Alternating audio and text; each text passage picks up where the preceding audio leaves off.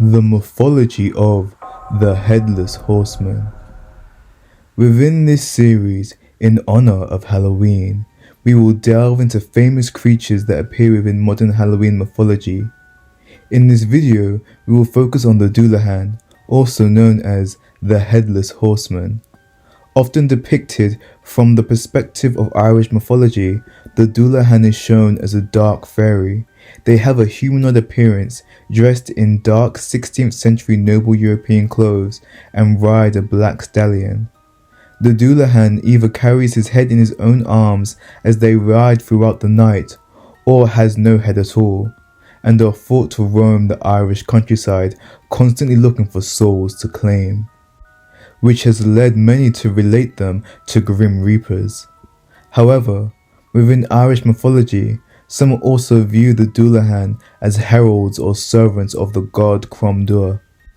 Cromdor being a deity associated with death and the underworld, and is known for seeking out humans near their end and taking them to the underworld. As one can see, the Dullahan's connection to death is strong.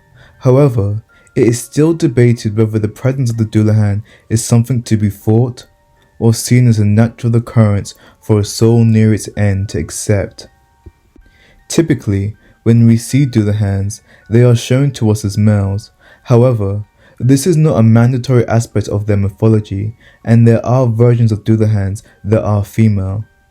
Interestingly enough, it is also believed that humans through magical interventions are able to transform into Dullahans.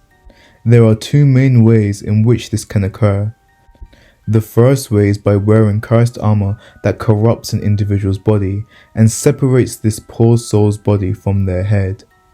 The other way one can transform into a Dullahan would be by losing one's head or life while also holding a debt to a fae.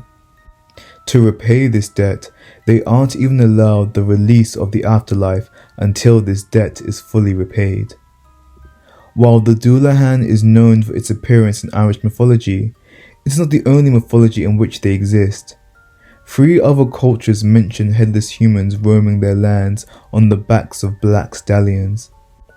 The first culture that we will discuss that gives life into these tales of the Headless Horseman stems from Germany, where it was believed that the tales of the Headless Horseman were popularized by the Grimm brothers within their fairy tales. Within these fairy tales, the Headless Horsemen are shown as less aggressive and more akin to spirits. Many associate him with the sound of a hunting horn, which typically forewarns the presence of the Headless Horseman.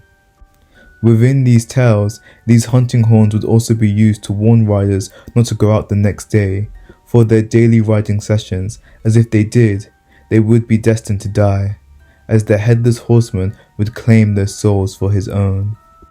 The second culture that touches on the mythology of the Headless Horseman stems from India, which, unlike the other mythologies on the list, paints the Headless Horseman as a heroic and benevolent spirit.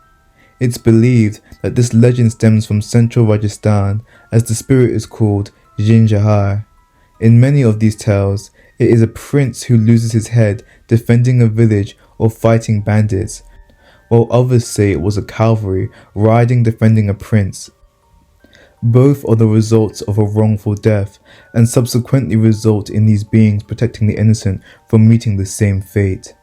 However, for those who wish to repel the Jinjahar, it is said that they are weak to indigo dye, which disrupts their chaotic energy and allows them to find peace.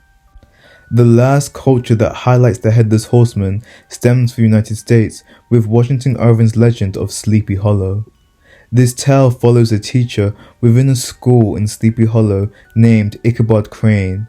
He was not native to Sleepy Hollow, but fell in love with a maiden there called Katrina Van Tassel, and competed with a local of the town, Brom Bones, for her affection. One night, a feast was held between the upper echelon of Sleepy Hollow, in which Ichabod planned to propose to Katrina at the end. During this feast, Brom Bones filled Ichabod's head with all sorts of fantastical ghost tales, one of which included the tale of the Headless Horseman. Within this tale, the Headless Horseman haunted the grounds of Sleepy Hollow, appearing every Halloween to replace the head he lost upon his demise. Still, Ichabod was not deterred and proposed to Katrina, but she rejected his advances. As Ichabod headed home, heartbroken and in despair, he encountered the Headless Horseman and was never seen again.